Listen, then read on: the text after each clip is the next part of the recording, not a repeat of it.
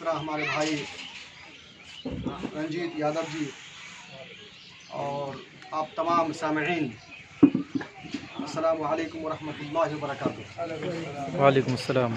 सब लोग आप लोगों के सामने बातें रखी और बहुत अच्छी बातें रखी।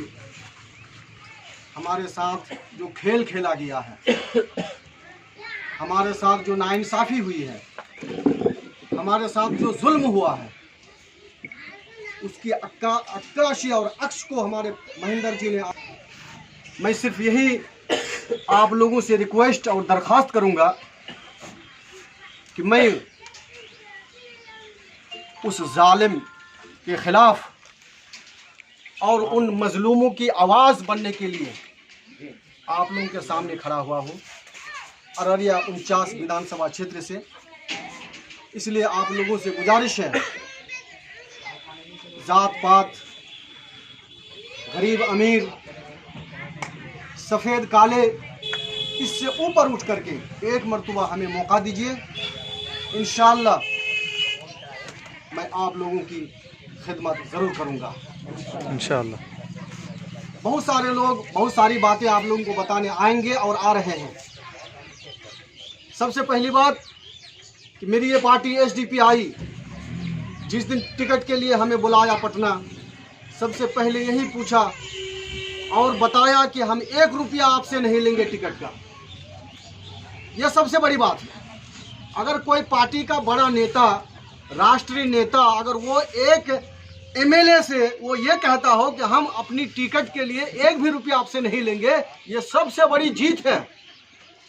इस गंदी सियासत के वक्त ये सबसे बड़ी जीत है जी।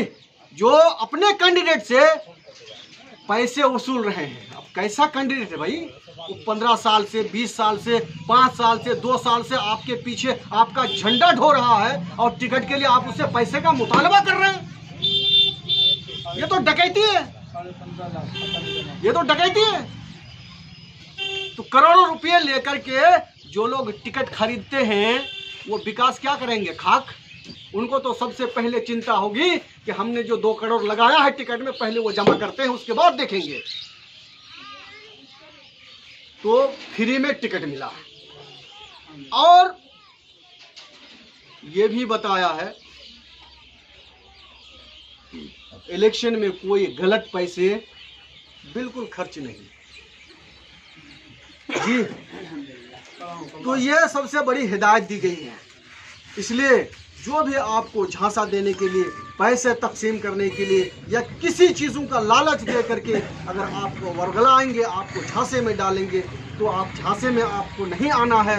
आपको एक मर्तबा एक साफ सुथरा इंसान को चुन के देखिए, इंशाअल्लाह आपका वो काम ज़रूर करेगा जी। आज हमारे जो लोग नेता जो भी जीतते हैं, मैं किसी का नाम लेना नहीं चाहता हूँ, वो जीत के जाते हैं, वो पटना में या दिल्ली में डेरा डाल देते हैं, वो कभी 5 साल फिर मुंह दिखाने नहीं आते हैं जी।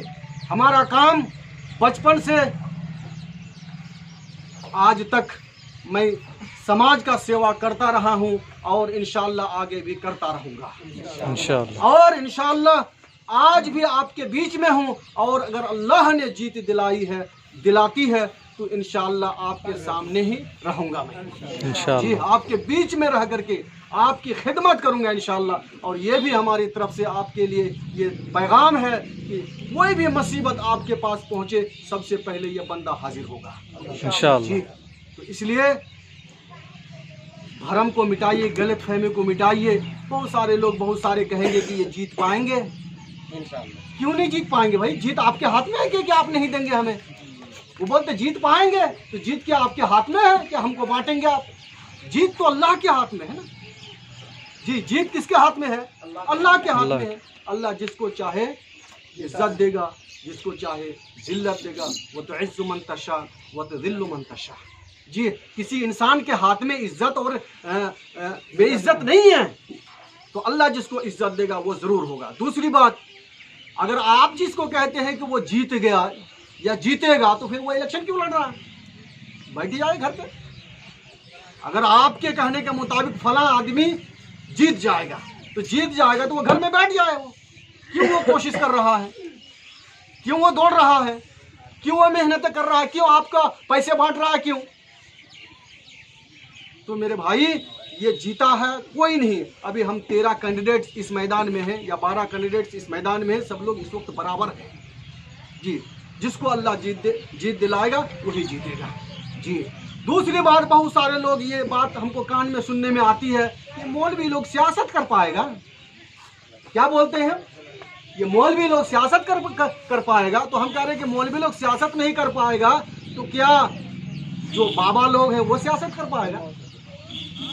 कैसे कर रहा है बाबा लोग? आज तो देखिए कि हमको लग रहा है कुछ सालों के बाद पार्लियामेंट के सारी कुर्सियां बाबा लोग भर जाएंगे। तो क्या वो सियासत कर पाएंगे और मौलाना लोग नहीं कर पाएंगे? आज भी अगर आप तारीख का मुताला करेंगे, किताबें पढ़ेंगे, तो उलमाए किराम ही सियासत किए हैं। हमारे मदनी साहब बुखारी शरीफ की हदीस पढ़ करके आप लोगों को सुनाया, तो अंबिया किराम, बनु इसराइल के अंबिया किराम सियासत जी करते थे। सहाबा किराम सियासत से काम लिए हैं, है ना? तो सियासत इस्लाम का एक हिस्सा है। उलमाए किराम सियासत करना जानते हैं। हम लोग भी मदीना यूनिवर्सिटी में एक सब्जेक्ट पढ़े हैं, सियासत शरइया।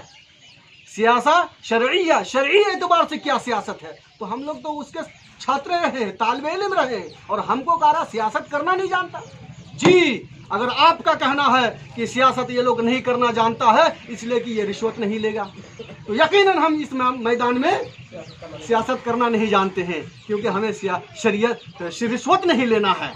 हाँ, अगर आपका मकसद यह है कि ये मौलवी झूठ नहीं बोल सकता, तो सही में हम झूठ नहीं बोल सकते, और झूठ बोल करके सियासत हम नहीं कर सकते।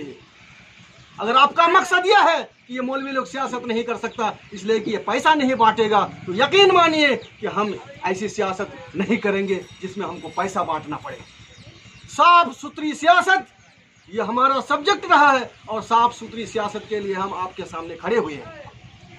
इसलिए आप लोगों से गुजारिश है, बनगमा से हो या दूर दराज से, चिकनी से या खैरुगंज से या किसी भी गांव से जो भी बंदे आए हैं, उनसे हम कहेंगे कि आप दिल खोल करके हमारा सपोर्ट करें और दुआ करें जी। दुआ भी करें, तो अगर आपकी दुआ कबूल होगी तो इंशाअल्लाह हमको जीत हासिल होगी। कुछ लोग ये भी कहते हैं कि इनके पास वोट नहीं है। आपके सामने सबूत पेश किया मैंने, आपके सामने सबूत है कि हमारे सामने यहाँ के मूल निवासी जो लोग SC ST OBC के लोग हैं वो भी हमसे जुड़े हुए हैं। इंशाअल्लाह हम उनसे कभी उम्मीद रखते हैं कि ज़रूर वो हमें वोट देंगे जी। तो आप भी हमें वोट देने की ज़रूर कृपा करें, कोशिश करें, आप सबकी मेहरबानी होगी। और अगर हम चुन के जाएंगे तो इंशाअल्लाह ये आपकी जीत होगी, इंशाअल्लाह ये आप सब लोगों की जीत होगी। जज़ाकल्लाहु खैरन व अहसन जज़ा व बारकल्लाहु फीक।